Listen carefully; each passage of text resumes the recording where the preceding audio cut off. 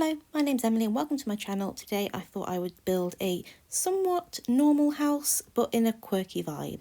Love me a bit of quirky. I am a bit of quirky, so I thought it would be a good idea to represent myself in a house, as it were. I am of course stretching the truth, because if this was a house that represented me, it would have goat artwork and lots of different colours and textures.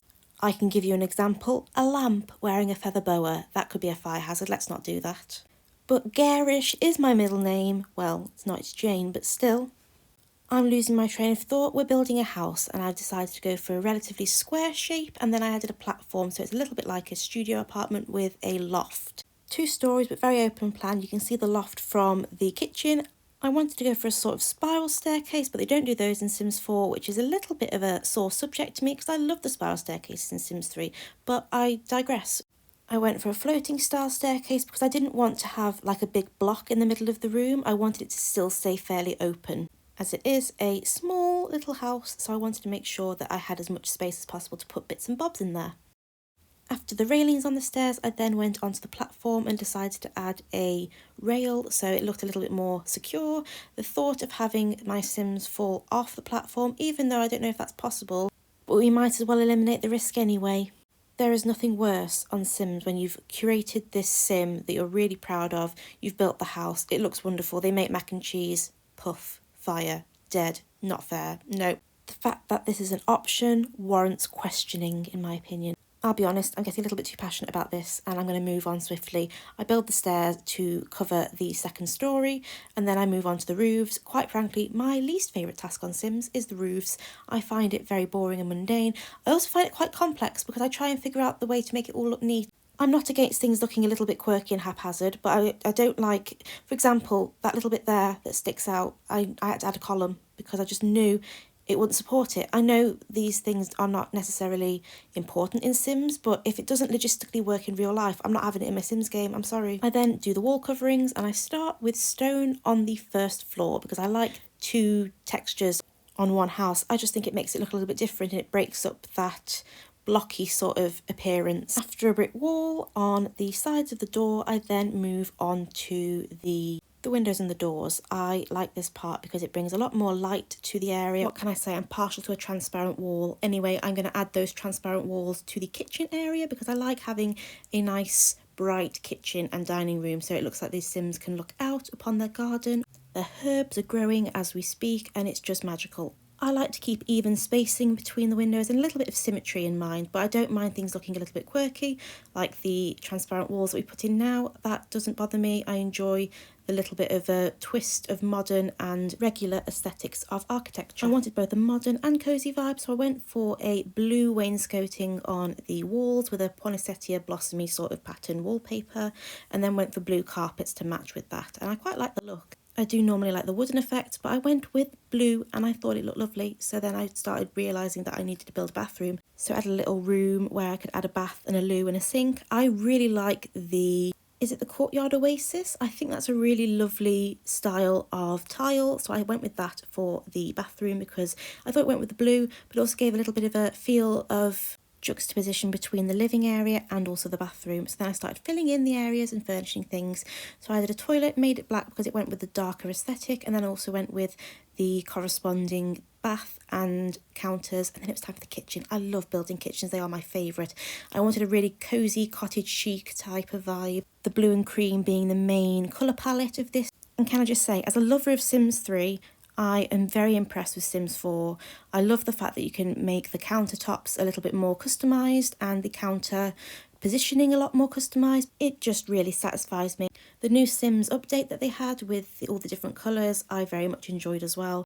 That being said, I haven't been on Sims for a while and I've just come on to the browse games section and they have some new kits and I'm quite tempted by the blooming rooms. What can I say? I love a plant. I love a plant that I can't kill. I love the plant's aesthetic, but I am an absolute nightmare when it comes to looking after them. I just can't. I wish in real life the only option we could do with plants was view. Now we have to water them. It's just, I mean, what more do they want from us? Of course, I'm kidding. I love plants. I just cannot keep them alive. The only kind of gardening that I do on the regular is in Sims And even then, it's nothing to boast about, really. I then was thinking about lighting and thought I'd go for a fluorescent lamp in the kitchen, and couldn't resist a chandelier for the dining room because I have no in between. I'm either country chic or bougie. I then did something somewhat controversial, and I don't have a living room in here. I'm sorry. I have a reading nook, and then there is a television that will be built imminently on that angular part of the wall. I just thought it'd be cute to have a bit more of a little social area, and they could probably sit in the dining room and talk instead. The dining room seats look very comfortable. I can't see why that would be a problem, but there was going to be a sofa in the bedroom that I planned anyway. And also, I imagine the person living here is more of a solitary person, so in terms of having a living room, sitting down watching telly, not quite their style. I think it's going to be more of a place to rest their head after work and to study and to enjoy learning about recipes and garden. I think it's more going to be a hobby-based person rather than actually sitting watching telly. The TV is simply there just because their fun might get a little bit low. And should that situation arise, we have some way of getting their fun levels to be increased rather than having them study. I suppose if we had the computer, they could play video games, but also I'm not too sure. I'm waffling, being too analytical over this. It's a house built for a sim. Get over yourself, Emily. After a few homey comforts and some rugs and a bookcase and some other little bits and bobs like that, I then moved on to the bedroom. In fact, no, I nearly went on to the bedroom and then realised we had no decor, and that, as an artist, is a crime, and I feel like I have let myself down. The fact that the kitchen doesn't have a little mug tree. I mean, for goodness sake, Emily, what are you doing with your life? I mean, I did add a calendar and some paintings, but I like the little kitchen accessories, like the little boxes of cereal and stuff. I just think that makes me so happy. In fact, it's bothering me that much. I think I'm going to have to go back and put some cereal boxes on the counters, because there is something awfully satisfying about when you've got your kitchen all set up. Coffee machine, microwave, cheeky little dishwasher, you know, all those things that you might need in a kitchen. But you know what you really need in your kitchen? You need that chicken and the fruit bowl, and you want to have the plates, and you want to have the utensils and maybe some clutter, because we love a bit of clutter.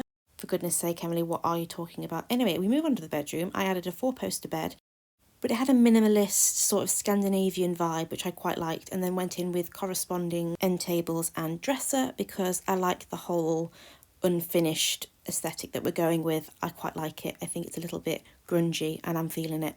Oh, that's right. The guilt possessed me, and I felt so bad that they only had a little TV that I put a big TV on top of the dresser. So this sim has got everything that they could want in life. They can watch TV in bed. They can watch TV downstairs. Yay for technology. But so they could sit somewhere comfy while they're watching their bigger telly, I thought I'd add a sofa. I kind of went with a blue and it was almost like a mustard shade that I wasn't too fond of. So I ended up going with a bench. Probably wasn't the most comfortable idea, but in terms of the way it looked, I think that it looked perfect for that room. It had that minimalist vibe and unfinishedness, if that's a word. I'm going to make it a word. I've got a thing for these like ladder shelves. I mean, in real life, I would buy one now if I could. I haven't got the space for a ladder shelf. Does that make me want one even less? Not in the slightest. I still really want one. I suppose I'm what people would call a maximalist in the fact that I find comfort in clutter, and the more stuff that's out makes me happy. So one might say this room is for my opposite alter ego or evil twin. Random fact about me, I am actually a twin. My twin isn't evil. I think if anything, I am the evil twin. After that, it was just a case of finishing touches, lamps and decor in the places where they were lacking. And I then just did a little spin around to show you where everything was and what it looked like. And I was really, really pleased with how it looked. I would live here. Probably not. I mean, for myself, it would require more yellow, maybe a bit more pink and some really garish paintings and or sculptures. But that's just me. I can't be selfish. I've got to make things for other people as well. In fact, I might make my dream house and you will gasp at the sheer level of atrocity that is in that house. But regardless, I hope you enjoyed spending a little bit of your day with me. If you like this video or like me, please do subscribe to my channel. I would love to have you here and join me on my building excavation, shall we say.